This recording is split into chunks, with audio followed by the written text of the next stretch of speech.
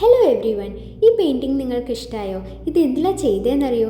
ഇതൊരു കേക്ക് ബോക്സിൽ ചെയ്തതാണ്. അപ്പോൾ ഇതുപോലെ കിടക്കണ നമ്മുടെ റൂമിന് ഒരു ചെറിയ മേക്ക് ഓവർ കൊടുക്കാൻ എനിക്കൊരു കേക്ക് ബോക്സിനെ കൊണ്ട് പറ്റി. കേക്ക് ബോക്സിൽ കുറച്ച് പെയിൻറ്റിങ്സ് ഒക്കെ ചെയ്തിട്ട് റൂമിൽ വെച്ചിട്ടാണ് മേക്ക് ഓവർ കൊടുക്കാൻ പറ്റിയത്. ഫൈനൽ റിസൾട്ടിൽ ഞാൻ വളരെയധികം ഹാപ്പിയാണ്.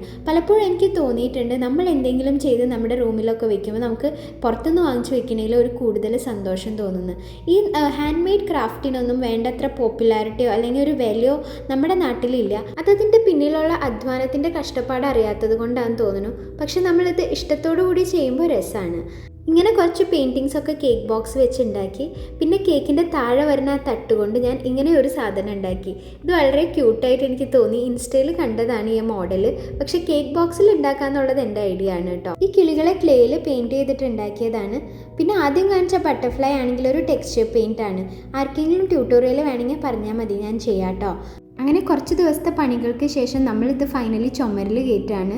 ഇത് റെൻറ്റഡ് അപ്പാർട്ട്മെൻറ്റ് ആയതുകൊണ്ട് നമ്മൾ ഇങ്ങനത്തെ ചെറിയ പെയിൻറ്റിങ്സ് ഒക്കെ ലൈറ്റ് വെയിറ്റ് ആയിട്ട് ചെയ്യുമ്പോൾ സ്ക്രൂ ചെയ്യേണ്ട, ഡബിൾ സൈഡ് ടേപ്പ് വെച്ച് ഒട്ടിച്ചാൽ മതി. അങ്ങനെയും ഗുണമുണ്ട്. വീഡിയോ നീണ്ടു പോകുന്നുള്ളത് കൊണ്ട് ഫൈനൽ ലുക്ക് കാണിക്കുന്നില്ല.